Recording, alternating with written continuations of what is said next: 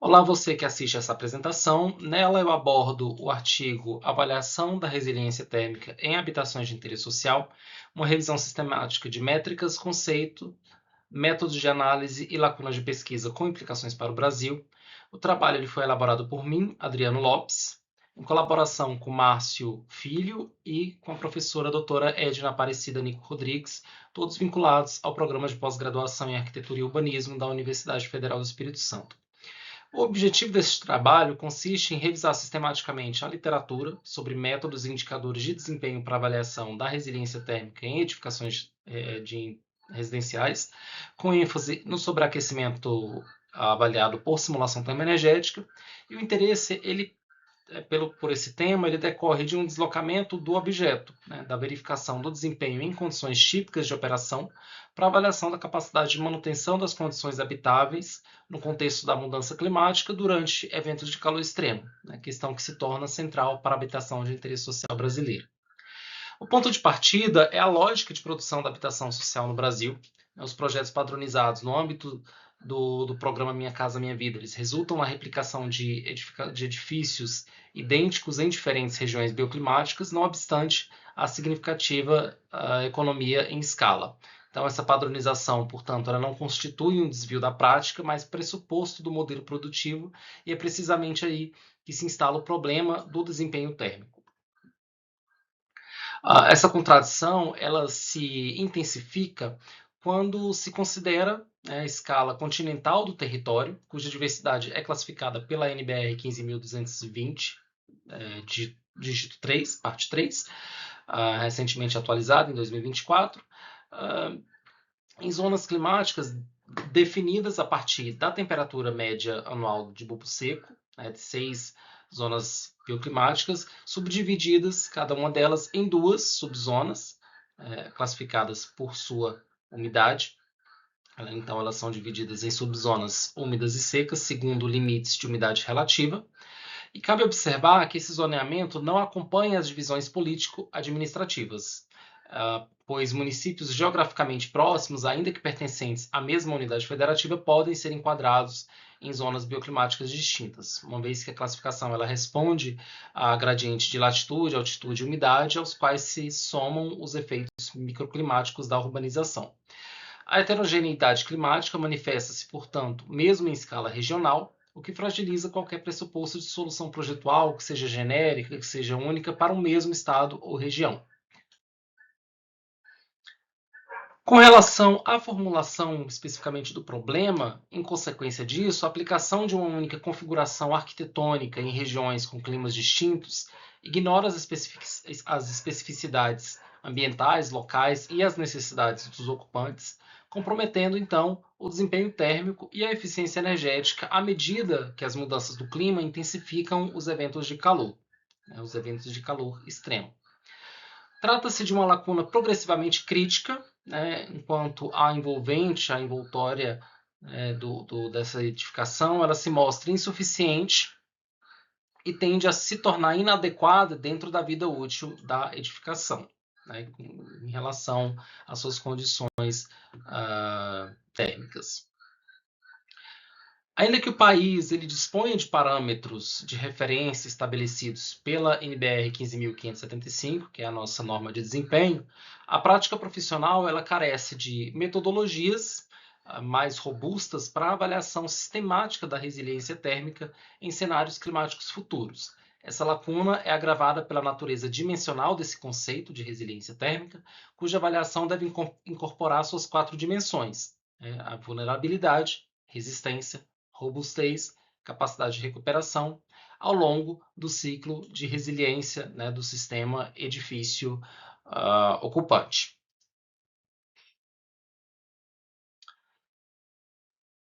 Com relação à revisão sistemática, especificamente, ela justifica-se, diante desse quadro, como estratégia de investigação, por empregar procedimentos explícitos de análise de estudos primários, de estudos que aplicaram essa avaliação da resiliência em estudos de casos específicos, a partir de questões claramente formuladas.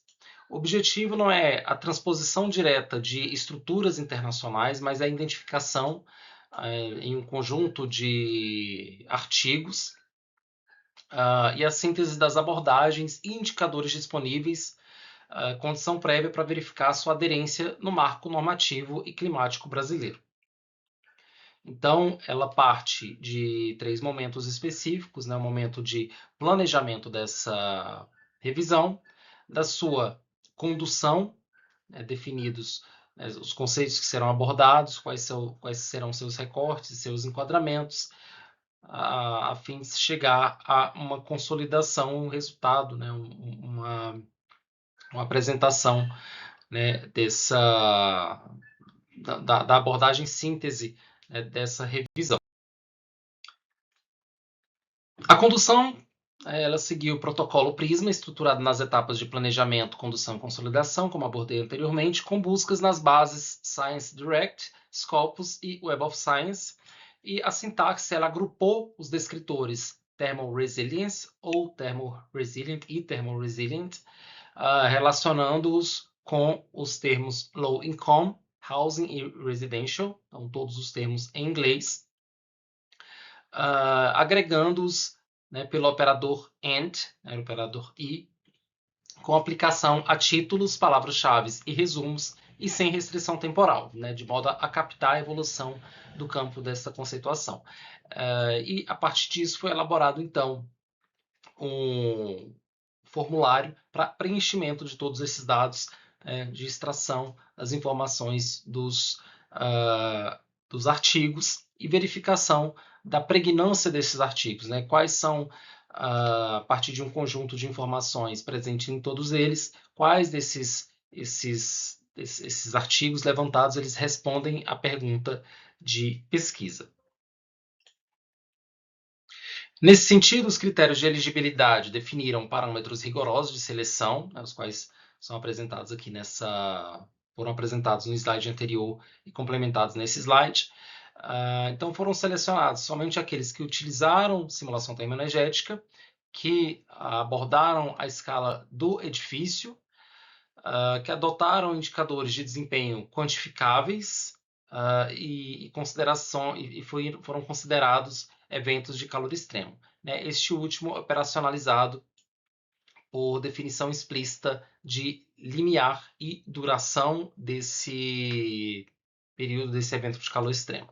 Após a remoção de duplicidade, né, dos duplicados, dos artigos duplicados, e a aplicação sistemática dos critérios de inclusão e exclusão, obteve-se a amostra final, né, de publicações alinhadas ao escopo da pesquisa, que são apresentadas aqui nesse slide, né, por gráficos de barra, nos quais observamos, né, a quantidade de artigos que abordam o tema e aqueles que foram selecionados. Então, observamos esse número crescente, né, ao longo dos anos, partindo, né, de 2016.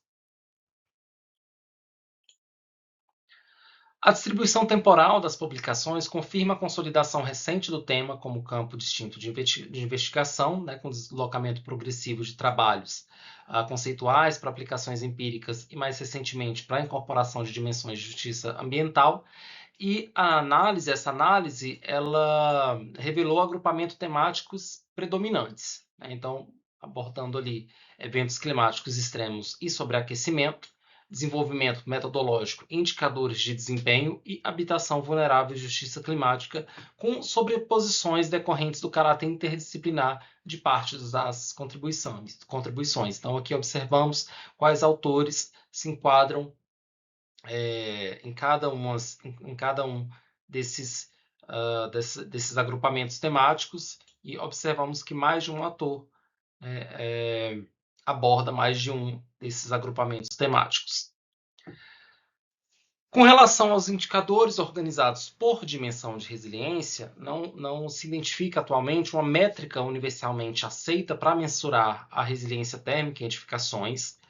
Há, contudo, um repertório decorrente de indicadores, né, passíveis de sistematização, e, nesse sentido, o estudo organiza os indicadores segundo as dimensões do ciclo de resiliência, né, os graus horas de sobreaquecimento para vulnerabilidade, autonomia térmica para resistência, a sobrevivência passiva para robustez e tempo de recuperação, e para capacidade de recuperação, com a temperatura padrão efetiva aproximando-se a avaliação do estresse térmico. Então, nesse slide, podemos ver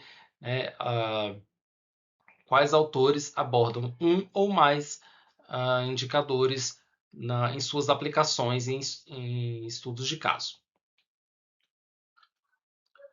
Bom, ainda com relação a esses dados apresentados, né, a simulação computacional ela emerge como uma abordagem metodológica dominante, com predomínio do Energy Plus, dada a sua capacidade de modelar o comportamento térmico de edificações em operação passiva durante interrupções no fornecimento de energia e de eventos climáticos extremos.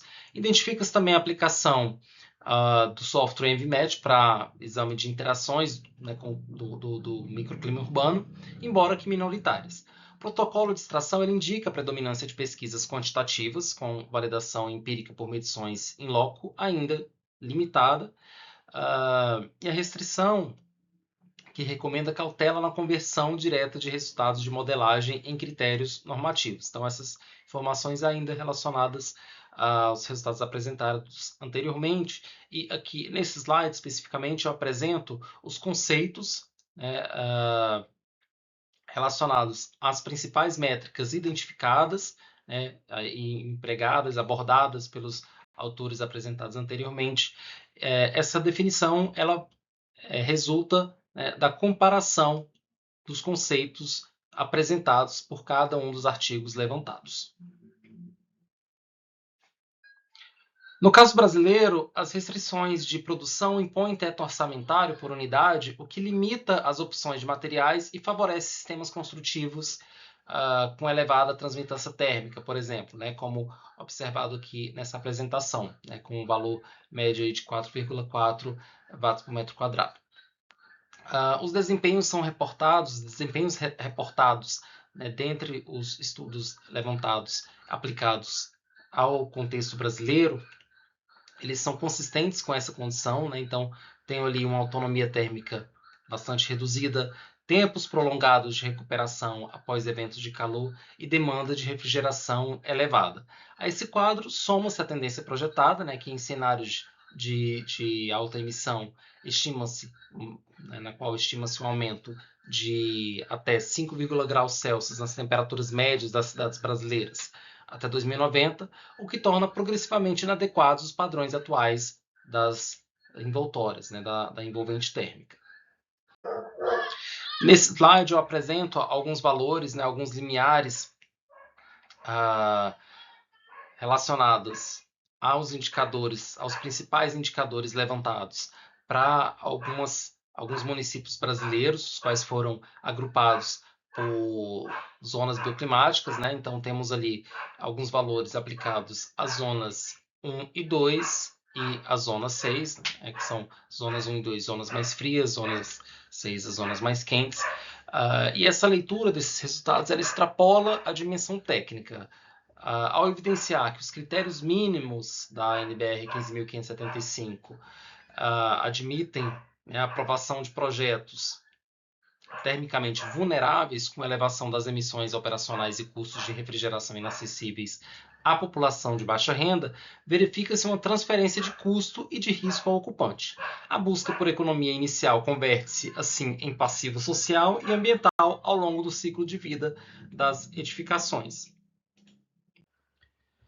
A revisão identificou ainda lacunas transversais que limitam a comparabilidade entre estudos e a transposição de métodos ao marco normativo nacional.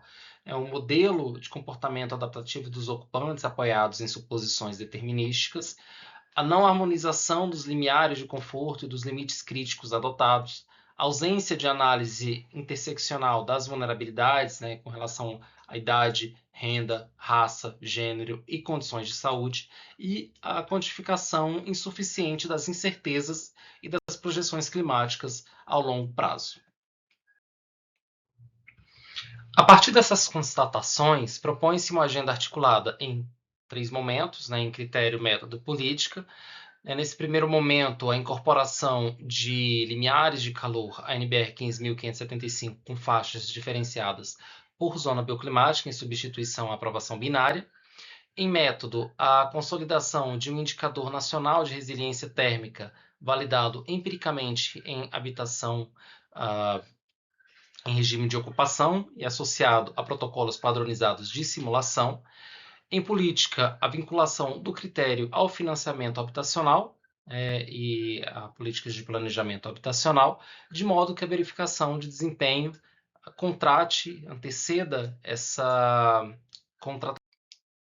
Bom, então, em síntese, o corpus analisado ele descreve um campo emergente, então, um conjunto de artigos considerados aderentes ao escopo da pesquisa e que compuseram essa revisão.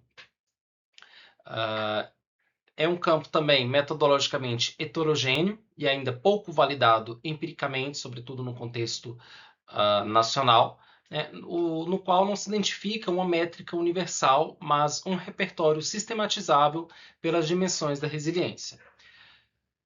Reconhecidos os limites desse estudo especificamente, dessa revisão, sendo eles as bases consultadas, o recorte na escala do edifício e a reduzida produção no contexto brasileiro, sustenta-se que critérios normativos que admitem autonomia térmica, por exemplo, inferior a 9%, não asseguram a função protetiva que lhes é atribuída.